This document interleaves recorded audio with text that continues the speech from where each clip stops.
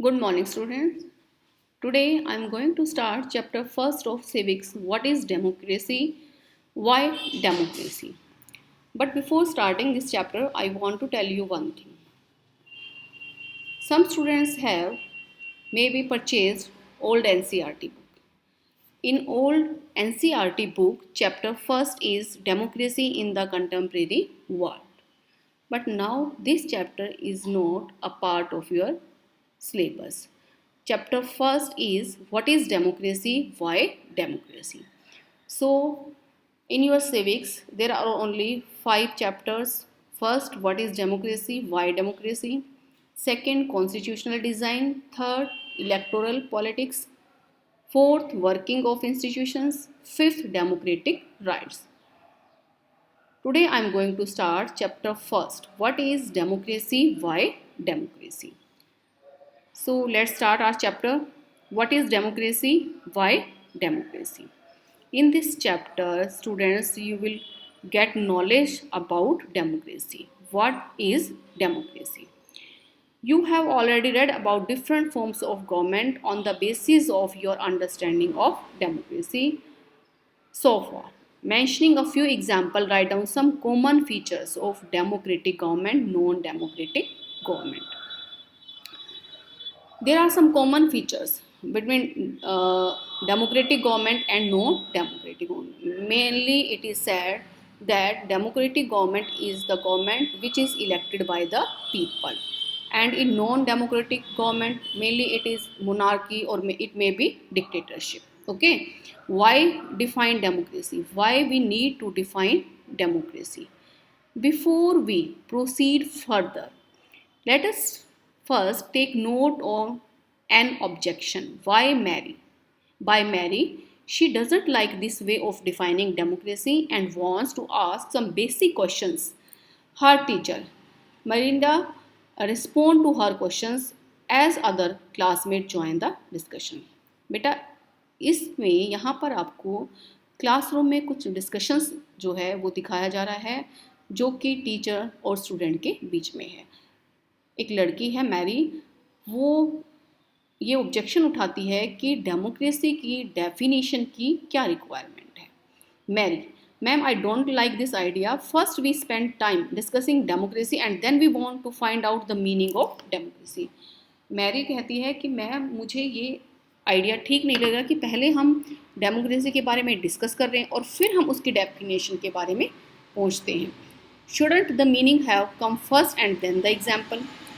According to Mary, we should first get knowledge about the meaning and then the example. First of all, we should get knowledge what is democracy, and after that we should give example. Madam, I can see your point, but that is not how we reason in everyday life. We use words like pen. Ma'am is giving her point by taking the example of a pen, rain or love. Do we wait to have a definition of these words before we use them? According to ma'am कि क्या हम pen का use करते हैं तो pen को use करने से पहले हम उसकी डेफिनेशन देते हैं कि पेन है क्या चीज़. Come to think of it, do we have clear definition of these words? It is only by using a word that we understand its meaning. Pen को यूज़ करने के बाद ही हम उसके मीनिंग तक पहुंचते हैं. क्या हम पहले पेन का मीनिंग जानते हैं और फिर हम पेन को यूज़ करते हैं? Mary, but then why do we need definitions at all? Mary के अकॉर्डिंग फिर हमें डेफिनेशंस की रिक्वायरमेंट ही क्यों है? Ma'am, we need a definition only with when we come across a difficulty in the use of a word. We need a definition of rain only we wish to distinguish it from, say, drizzle or cloud burst. Ma'am के according हमें definition की requirement तभी होती है जब हमें कहीं उस वर्ड के मीनिंग के बारे में कुछ कन्फ्यूज़न हो. फॉर एग्जांपल, हमें रेन की डेफिनेशन देनी है तो हमें इसकी डेफिनेशन की रिक्वायरमेंट क्यों पड़ेगी अगर हमें यहाँ पर कन्फ्यूज़न है कि क्लाउड बर्स्ट क्या होता है. The same is true for democracy. We need a clear definition only because people use it for different purpose. Because very different kinds of government call themselves democracy. Listen बेटा, यहाँ पर ये जो चीज़ें confusion create कर रही हैं democracy के बारे में, वो इसलिए है कि बहुत सी कंट्री अपने आप को डेमोक्रेटिक कंट्री कहती हैं, बट एक्चुअल में वो डेमोक्रेटिक कंट्री नहीं होती हैं। केवल रिप्रेजेंटेटिव्स इलेक्ट करने से ही कोई कंट्री डेमोक्रेटिक नहीं होती। कुछ फीचर्स होते हैं जो कि कंट्री को फुलफिल करने होते हैं, तभी वो कंट्री डेमोक्रेटिक कंट्री बनती है। Another student is saying, but why do we need to work on a definition? The other day you quoted Abraham Lincoln. बच्चा एग्जाम्पल दे रहा है कि आपने अब्राहम लिंकन की कोटेशन हमें बताई थी, and this quotation is very important. Democracy is government of the people, bye the people and for the people. कि डेमोक्रेसी जो है लोगों की गवर्नमेंट है, लोग ही इसे इलेक्ट करते हैं और लोगों के लिए ही ये काम करती है। We in Meghalaya always rule ourselves. That is accepted by everyone. Why do we need to changes? Ma'am, I am not saying we need to changes. I too find this definition very beautiful. But we don't know if this is the best way of defining unless we think about it ourselves. We must not accept something just because it is famous, just because everyone accepts it. Ma'am के according कि हम केवल किसी भी चीज़ को accept इसलिए नहीं करते कि वो फेमस है या हर कोई आदमी इसको एक्सेप्ट करता है। Your honour ma'am, can I suggest something? We don't need to look for any definition. I read somewhere that the word democracy comes from a Greek word demokratia. In Greek, demos means people and kratia means rule. So democracy is ruled by the people. Clearly, according to this, democracy का मतलब है it is rule by the people. की democracy में ruler कौन होगा? लोगों के द्वारा इलेक्टेड होगा। This is the correct meaning where it is the need to debate. According to her Yolanda कि ये ही डेमोक्रेसी का करेक्ट मीनिंग है, तो हमें डिबेट करने की क्या रिक्वायरमेंट है? But it is not the sufficient definition of democracy. Madam, that is also a very helpful way of thinking about this matter. I would just say that this does not always work. A word doesn't remain tied to its origin. Ma'am के according कि कोई ज़रूरी नहीं है कि कोई भी word जो है उसके ओरिजिन के साथ ही बंधा हुआ हो। Just think of computers. Ma'am is giving an example. Ma'am is giving an example of computer. Originally they were use for computing. Computer जो है ओरिजिनली बेसिकली जो है किसके लिए यूज़ किया जाता था? कंप्यूटिंग के लिए। दैट इज़ टू से calculating very difficult mathematical sums. की स्टार्टिंग में ये डिफ़िकल्ट मैथमेटिकल सम्स को कैलकुलेट करने के लिए किया जाता था। These were very powerful calculators, but now a days very few people use computer for computing sums. But अब कंप्यूटर की जो है मीनिंग ही बदल गए हैं। अब तो बहुत ही कम लोग ऐसे हैं जो कंप्यूटर को केवल सम्स की कैलकुलेशन के लिए ही करते हैं। Now computer is performing different task. They use it for writing, for designing, for listening to music and for watching films. Words remain the same but their meaning can change with time. Very good statement and very good example कि words जो है वो same रहते हैं but उनके meanings जो है वो टाइम के अकॉर्डिंग चेंज हो जाते हैं, क्योंकि टाइम चेंज हो रहा है। आपने कंप्यूटर के एग्जाम्पल से देखा कि स्टार्टिंग में कंप्यूटर एक ऐसी डिवाइस थी जो कि सम्स वगैरह की कैलकुलेशन के लिए यूज़ की जाती थी, बट अब जो है कंप्यूटर्स की वर्किंग चेंज हो गई है। Computer is use for many things. So in that case it is not very useful to look at the origin of a word. Ma'am, so basically what you saying that there is no shortcut to our thinking about the queries. We have to think about its meaning or a definition. You got me right. Let us get with now. इस discussion से हमें क्या पता चला कि democracy एक ऐसी चीज़ नहीं है जिसको हम शॉर्ट में समराइज कर सकें। इसके कुछ फीचर्स हैं। कई कंट्रीज़ ऐसी हैं जो अपने आप को इस बेस पर कि वहाँ पर इलेक्टेड रिप्रेजेंटेटिव रूल्स करते हैं, वो अपने आप को डेमोक्रेटिक कंट्री कहती हैं, बट इन एक्चुअल में वो डेमोक्रेटिक नहीं हैं। कुछ फीचर्स हैं डेमोक्रेसी के जो कि फुलफ़िल करने के बाद ही कोई कंट्री डेमोक्रेटिक कंट्री बनती है। केवल यही बेसिक नहीं है कि डेमोक्रेसी में इलेक्टेड रिप्रेजेंटेटिव होते हैं।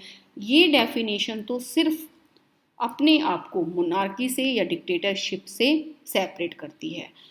डिक्टेटरशिप में क्लियरली मिलिट्री रूल टाइप से होता है, मोनार्की में हेरिडिटरी पोस्ट हो जाती है, राजा होता है, उसके बाद उसका जो बेटा मोनार्क बनता है। लेकिन डेमोक्रेसी में एक चीज़ तो कॉमन है कि भाई इलेक्टेड रिप्रेजेंटेटिव्स होते हैं, लेकिन खाली इलेक्टेड रिप्रेजेंटेटिव होने से ही ये डेमोक्रेसी की एक सफिशिएंट डेफिनेशन नहीं है। A simple definition, let us get back to our discussion on similarities and differences among governments that are called democracies. One simple factor common to all democracies is the government is chosen by the people. Underline this line. एक common factor है जो कि अभी मैंने आपको बताया कि हर democratic country में होता है, रूलर्स जो है is chosen by the government. We could thus start with a simple definition. So first, it is very simple definition of democracy. Democracy is a form of government in which the rulers are elected by the people. This is a useful starting point. This definition allows us to separate democracy from forms of government that are clearly not democratic. ये definition हमें केवल democracy को in other form of government से separate करती है, जो clearly ये बताती हैं कि ये कंट्री डेमोक्रेटिक कंट्री नहीं है, क्योंकि इनके रूलर्स जो हैं वो किस तरीके से इलेक्ट हुए हैं, किस तरीके से वो हैं।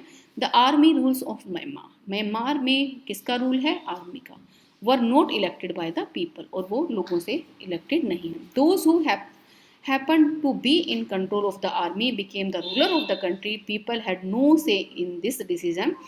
Dictators like Pinochet are not elected by the people. They are giving the example of Chile in which Pinochet dictatorship government वो कि लोगों के द्वारा इलेक्ट नहीं थी। This is also applies to monarchies, और यही मोनार्की में होता है। मोनार्क जो है, monarch is not also elected by the people. The king of Saudi Arabia rule not because the people have chosen them to do so, but because they happen to be born into the royal family. यहाँ पर आपको दो example दिए हैं, एक dictatorship के rule का जो कि फिनोशे का है चिले में, और दूसरा है सऊदी अरेबिया का जो कि वहाँ पर क्या है, मोनार्क सिस्टम है। दोनों में ही आपने एक चीज़ कॉमन देखी है कि दोनों ही गवर्नमेंट जो है these are not elected by the people.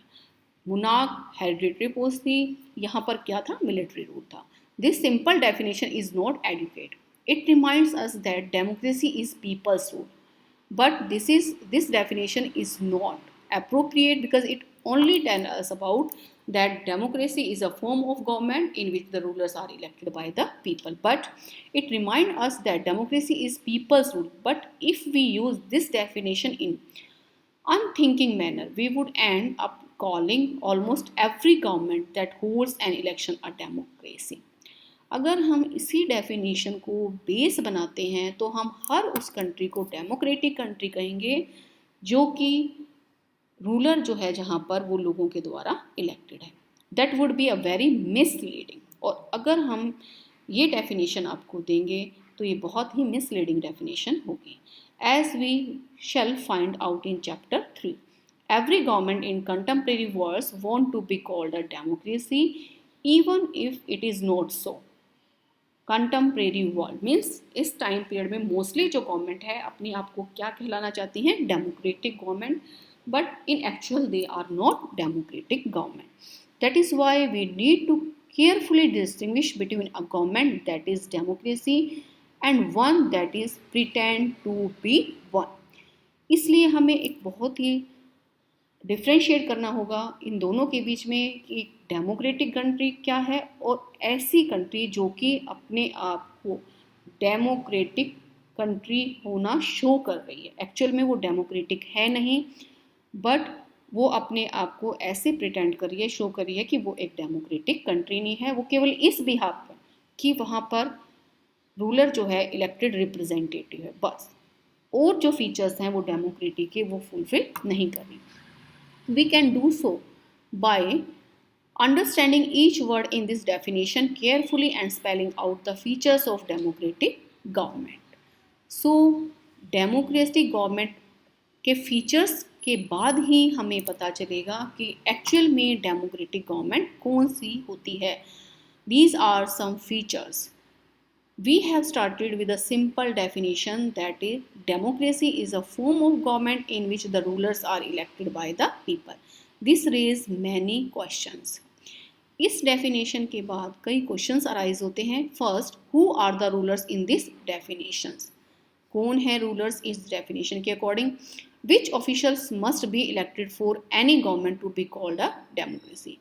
Which decision may be taken by non elected officials in democracy. कि कौन से जो डिसीजन हैं जो कि नॉन इलेक्टेड ऑफिसर्स हैं वो डेमोक्रेसी में लेंगे. What kind of election constitute a democratic election? What condition must be fulfilled for an election to be considered democratic? Democracy में एक बेसिक चीज़ होती है कि यहाँ पर इलेक्शन होते हैं, लेकिन वो इलेक्शन जो है वो किस तरीके से कंडक्ट कराए जाते हैं, कौन सी कंडीशन जो है उन इलेक्शंस को कंडक्ट कराने में फुलफिल होनी चाहिए ताकि हम उन इलेक्शन को डेमोक्रेटिक इलेक्शन कह सकें. अगर बेटा यहाँ पर इलेक्शन जो है उसमें डर्टी ट्रिक्स यूज़ होती हैं, इलेक्शंस में चीटिंग होती है, तो वो इलेक्शंस डेमोक्रेटिक इलेक्शंस नहीं होंगे. तो इस बात पर भी डिपेंड करता है. नो डाउट इलेक्शन हो गए, बट वो इलेक्शंस अगर फेयर नहीं हुए हैं तो वो डेमोक्रेसी इलेक्शंस नहीं हो सकते. Third, who are the people who can elect the rulers और get elected as rulers. It is also very important thing. Who are the people, कौन लोग जो कि रूलर्स को इलेक्ट करेंगे, मीन्स वोट डालने का राइट जो है किसको होगा. और गेट इलेक्टेड है रूलर, और कौन जो कि एक रिप्रेजेंटेटिव के रूप में खड़े होंगे इलेक्शंस में, उसके लिए उसका राइट किसको होगा. जैसे आपने अभी रिसेंटली हमने हिस्ट्री का चैप्टर किया है, उसमें हमने फर्स्ट फ्रेंच रेवोल्यूशन वाले चैप्टर में ही एक्टिव और पैसिव सिटीजन का देखा. तो वहाँ हमने देखा कि विमेन को वोट डालने का राइट नहीं था, जो लोग टैक्सेस पे नहीं करते थे उनको वोट डालने का राइट नहीं था. तो अगर इस तरह की सिचुएशन होती हैं तो ऐसी कंट्री को हम डेमोक्रेटिक कंट्री नहीं कह सकते. Can a democracy deny some citizen in this right. क्या डेमोक्रेसी में अगर सिटीजन्स को वोट डालने का राइट से डिनाई करें, इक्वालिटी नहीं हो, कुछ ही लोगों को वोट डालने का राइट हो, तो क्या हम उसे डेमोक्रेटिक कहेंगे. नहीं. Finally, what kind of form of government is democracy. Can elected rulers do what ever they want in a demo. और क्या हमने रूलर्स को इलेक्ट कर दिया तो इलेक्ट होने के बाद वो जो चाहे वो कर सकते हैं डेमोक्रेसी में. इन सब क्वेश्चंस के आंसर जानने के बाद ही हम देखेंगे कि एक्चुअल जो है डेमोक्रेसी वो होती क्या है. केवल यही नहीं है कि हमने रूलर इलेक्ट कर दिए, हमने इलेक्शंस कंडक्ट करा दिए और वो रूलर्स हमारे बिहाफ पर डिसीजन ले. There are so many things which we have to study about the democracy, or must a democratic government function with some limits. Is it necessary for a democracy to respect some rights of the citizens? Let us consider each of these questions with the help of some example. Major decisions by elected leaders. Here they are giving you an example of Pakistan कि हम पाकिस्तान जो है उसको democratic country कहेंगे या नहीं करेंगे. और वो एग्जाम्पल किस टाइम पीरियड का है. In Pakistan general Pervez Musharraf led a military coup in October 1999. General Pervez Musharraf ने क्या किया था, 1999 में एक मिलिट्री coup कराया था. और क्या किया था, he overthrew a democratic elected government and declared himself the chief executive of the country. उन्होंने क्या किया, एक डेमोक्रेटिक इलेक्टेड जो गवर्नमेंट थी उस टाइम में उसको गिराकर और अपने आप को वहाँ पर चीफ एग्जीक्यूटिव जो है कंट्री का डिक्लेयर कर दिया था. Later he change his designation to president and in 2002, और बाद में उन्होंने अपना डेजिग्नेशन चेंज करके अपने आप को क्या डिक्लेयर कर दिया था, president. And in 2002 held a referendum in the country that granted him a 5-year extension. Referendum का मीनिंग आपको लास्ट में कीवर्ड्स में भी मिलेगा, प्लीज़ देख लीजिएगा और write down this keywords also. Referendum का मतलब होता है डायरेक्ट वोट टू एक्सेप्ट और रिजेक्ट एनी प्रपोजल. कहने को उसने इस रेफरेंडम के थ्रू जो है वोटिंग कराई और अपने आप को 5 ईयर्स की एक्सटेंशन जो है दिलवा दी, यानी कि 5 ईयर्स आगे के लिए वो जो है प्रेसिडेंट बन गया.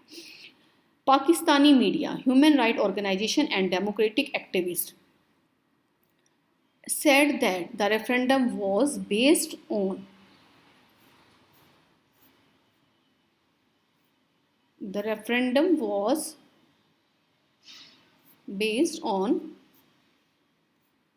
malpractices and fraud according to Pakistani media.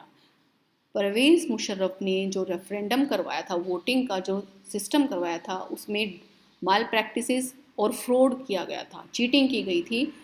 इस बिहाफ पर जो है वो इलेक्ट हुआ था। In August 2002 he issued a legal framework order that amended the constitution of Pakistan. और उसके बाद 2002 में उसने एक लीगल फ्रेमवर्क ऑर्डर इशू किया और उसके अकॉर्डिंग कॉन्स्टिट्यूशन में अमेंडमेंट किया। According to this order, the president can dismiss the national and provincial assemblies. और इसके अकॉर्डिंग, सिस्टम के अकॉर्डिंग क्या था कि प्रेसिडेंट के पास ही अकेले ही इतनी पावर है कि वो नेशनल और प्रोविंशियल असेंबली को डिसमिस कर सकता है। The work of the civilian cabinet is supervised by a national security council which is dominated by military officers. और जो सिक्योरिटी काउंसिल थी उसका वर्क पर कौन सुपरविजन करेगा? Military officer. After passing this law, elections were held to the nation and provincial assemblies. So Pakistan has had election, elected representative have some power, but the final power rested with military officers and general Pervez Musharraf himself. इसके बाद पाकिस्तान में election हुए, लेकिन क्योंकि उसने constitution में amendment कर दिया गया था और उस कॉन्स्टिट्यूशन के अमेंडमेंट के अकॉर्डिंग जो है फाइनल पावर किसके पास थी? मिलिट्री ऑफिसर्स के पास और परवेज़ मुशर्रफ के पास, खुद के पास। तो इस तरीके से हमने यहाँ एग्जाम्पल देखा पाकिस्तान का उस टाइम पीरियड का कि वहाँ पर इलेक्शन हुए, लेकिन एक तो उसने रेफरेंडम करवाया, वो उसमें फ्रॉड किया, डर्टी ट्रिक्स यूज़ की। सेकेंडली कॉन्स्टिट्यूशन में अमेंडमेंट करवाया और उसके अकॉर्डिंग जो है पावर मिलिट्री ऑफिसर्स को दे दी। इस तरीके से इलेक्टेड रिप्रेजेंटेटिव होते हुए भी परवेज़ मुशर्रफ की जो गवर्नमेंट थी वो डेमोक्रेटिक गवर्नमेंट नहीं थी। क्यों नहीं थी? क्योंकि इलेक्शन जो था सिस्टम, रेफरेंडम, वो फेयर नहीं था। कॉन्स्टिट्यूशन में चेंज करके पावर जो है सारी अपने पास ट्रांसफ़र कर ली थी। Clearly there are many reasons why Pakistan under Pervez Musharraf should not be called a democracy। अब हमारे पास रीज़न क्लियर हो गए हैं कि पाकिस्तान के under general Pervez Musharraf Pakistan was not a democratic country, क्योंकि भले ही वहाँ पर इलेक्शन हुए लेकिन ना तो इलेक्शन फेयर थे, ना ही जो पावर थी कॉन्स्टिट्यूशन में चेंज करके पावर जो है सारी उसने अपने पास शिफ्ट कर ली थी। But let us focus on one of these. Can we say that the rulers are elected by the people in Pakistan? Not quite. People may have elected their representative to the national and provincial assembly, but those elected representatives were not really the rulers. They cannot take the final decision. The power to take final decision rested with army officials and with General Musharraf, and none of them were elected by people. This happened in many dictatorship and monarchies. और जो तरीका पाकिस्तान में हुआ कि power भी finally Musharraf के पास ही थी और वही फाइनल डिसीजन ले सकता था, इस तरह का तो एग्जाम्पल हम डिक्टेटरशिप में भी देखते हैं और मोनार्की में भी देखते हैं। मोनार्की में भी राजा ही फाइनल डिसीजन लेता है और डिक्टेटरशिप में तो केवल इलेक्शन होने के बिहाफ पर ही हम उसको डेमोक्रेटिक कैसे कह सकते हैं? They formally have an elected parliament and government, but the real power is with those who are not elected. In a few countries, the real power was with some external power and not with locally elected representative. This cannot be called people's rule. और इस तरीके से हम इसे people's rule नहीं कह सकते। Thus give us the first feature. So this is the first feature of democracy कि democracy का एक पहला फीचर है जो कि होना चाहिए। In democracy, the final decision making power must rest with those elected by the people. Final power किसके पास होनी चाहिए? The people, those elected. The power, decision making power must rest with those elected by the people. Final power उनके पास होनी चाहिए जिनको लोगों ने choose किया है, ना कि अपनी ही according. So next topic we will start in our next lecture. Thank you, good bye.